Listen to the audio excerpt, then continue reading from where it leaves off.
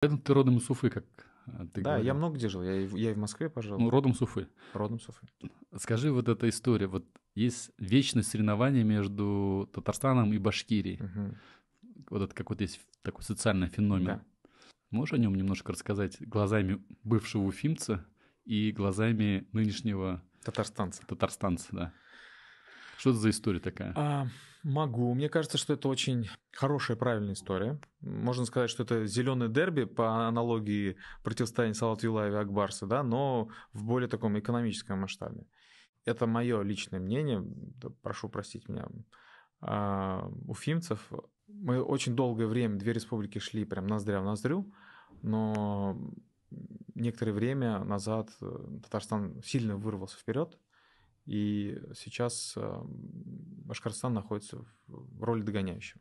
И по уровню жизни и архитектуры мне кажется, что Казань прям задает прям стандарты мощнейшие.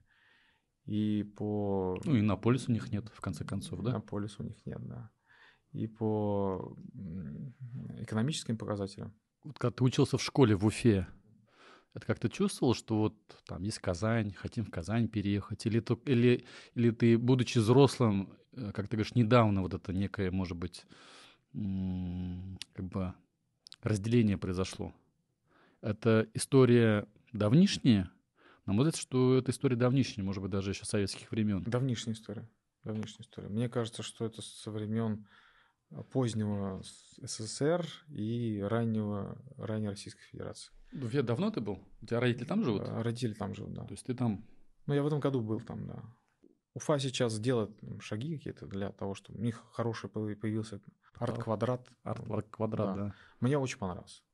Классная Мгм. концепция. То есть какие-то шаги предпринимаются в этом направлении. Новый мэр туда пришел. Ну, в мэр Уфу. пришел, да, из Нефтекамска. Мгм. Не знакомы вы с ним? Нет, не знаком. Ну, у нас общий знакомый есть. Я в Нефтекамске практически все детство провел. У меня там на Тае жили. Мгм. Вообще, я должен был быть нефтяником. Я потомственный нефтяник. У меня практически все и дяди, и тети, и родители. А я пошел по другой стезе. Задам опасный вопрос. Да, Ты татарин или башкирь? я татарин. А когда в Башкирии... И в Башкирии я тоже татарин. Да, потому что Да, я татарин. там обычно, ну, то есть надо Да. в эту сторону, несмотря на то, что, может быть... Я татарин, но, как говорит наш президент Руслан Галич, я паркетный татарин, и, к сожалению, я не очень владею родным языком. В Уфе там на башкирском языке разговаривают? Намного меньше, чем в Татарстане на татарском. Это вот, кстати, одна из тех особенностей, которые мы заметили, когда переехали сюда. У меня жена очень хорошо говорит по-татарски, и она говорит, прям вот я вижу, прям как сильно много. Ну, я сам замечаю, что это нормальное явление, в том числе и в столице. То есть, например, в Башкирии в районе много кто говорит, да, и это нормально. А вот в Уфе мало слышишь речь на башкирском языке. А в Казани очень часто. Не могу сказать, что прям 50 на 50, но много я слышу татарской речи. Ты сказал, что есть какие-то вещи, где Уфа догоняет. Ну, как доказать. Да. А что или Уфа, или Башкирия, чем сильны, чего в Казани или в Татарстане не хватает? Что нам тоже нужно в этой части быть, брать с них пример, на твой взгляд? Наверное, в чем они преуспевают? Индустрия меда, мне кажется, нет? Мне кажется, что Башкортостан, Башкирия вообще известна тем, что добывает много меда, много пасек, там, и он славится на весь мир. Там есть это бортевой мед. Да, но это уже дикий мед. Это да, вот такой там, да. он вообще входит, добыча двумед, насколько я знаю, входит в нематериальное наследие ЮНЕСКО, что ли. То есть там это мед собирается в диких дуплах, есть люди, их там мало, они там поднимаются с этого, там дикие пчелы. С риском для жизни. А кроме меда, что еще, вот какие еще плюсы есть? Я в этом плане не могу сказать, я не знаю сейчас объемов по нефтепереработке. Мне кажется, что, наверное, у нас там где-то паритет должен быть, что у нас вроде как в Татарстане объем перерабатываемой нефти по заводам примерно такой же должен быть, как в Башкирии. Но я могу ошибаться сейчас, я давно не смотрел за этим. Ну, извечно противостояние Салавата Юлаев Акбарс.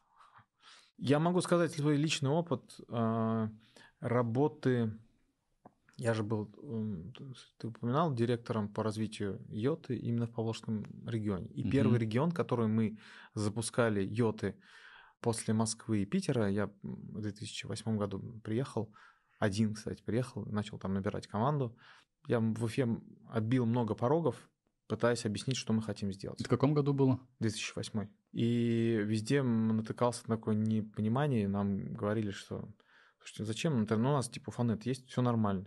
Да, напомним, просто многие не знают, что такое Йота, да? В чем его была фишка и инновационность в то время? В 2008 году скорости мобильных сетей не позволяли, допустим, совершать видеозвонок. Там был Edge или GPRS, грубо говоря, да? То есть люди только многие даже не понимают, о чем идет речь. 3G только появлялся. По идее, сейчас на 3G можно, наверное, но, наверное, приложения еще тогда не было. И вот Йота, у нас была идея сделать сеть тогда по стандарту. Мы начинали развивать мобильный WiMAX, которая позволяла людям общаться между собой там, и передавать гигантские по тем временам объемы данных за короткое время. И у нас была фишка в Йоте, что были безлимитные тарифы. Развивали То есть это мобильный скоростной интернет, да, который был фантастических скоростей по тем временам. По тем это временам было 14 лет назад. Нереально, да. Уже 14 лет назад. Это на заре интернета. Это Facebook, если появился в 2004 году, ВКонтакте появился в 2006 году, и уже в 2008 году вот появилась такая тема, да, как Йота. Да. И нам говорят, ну зачем это надо? Вот же есть проводной интернет, у нас все хорошо. iPhone только появился, да, в 2007 год? По-моему, да. Смартфонов не было. Не было. Я еще помню, такие Слушай, были. ну, может, они правильно говорили? То есть ты приходишь в уфимскую администрацию, да, и говоришь, ребята, вот у меня провод, там, дайте разрешение, сейчас это, мобильный интернет буду раздавать. И они говорят, а на чем ты собираешься смотреть? Смартфонов нет, айпадов нет. Вот здесь компьютер, как бы смотри. Они в каком-то смысле, были правы. Ну, в какой-то мере, да. Но вы смотрели далеко вперед, да? Да, мы смотрели далеко вперед. У нас руководитель, идейный вдохновитель Денис Свердлов, он говорит, что это прям за этим будущее. Вот. Мы ему поверили и пошли делать этот проект. Здесь было немножко по-другому. В Республике Татарстан организовали встречу с генеральным директором компании Йота Денисом Сверлом, с Рустамом Нургалиевичем. Он тогда был премьер-министром. Да, премьер-министр. Да. И после этой встречи удивительным образом, скажем так, у нас все с ног на голову стало. То есть не мы продвигали в Татарстане проект, а нам нарезали задачи. Шамиль Хамидович говорил, так, что у вас там? Сколько базовых станций построили? Почему так медленно? И для меня это было, это вот первый такой опыт взаимодействия был. Я из Уфы каждую субботу ездил на не планерки, но вот у нас был там, после планерок обычных субботних штаб, да, на которых нас там в основном отчитывали, но мы очень быстро построили сеть, и тогда мы уже свопнули с мобильного WiMAX на LTE, и Татарстан был первым регионом, в котором мы запустили эту сеть. То есть ты отец 4G Татарстана? Не, отцов много, я скромный, скажем так, исполнитель того, чтобы вся эта штука случилась.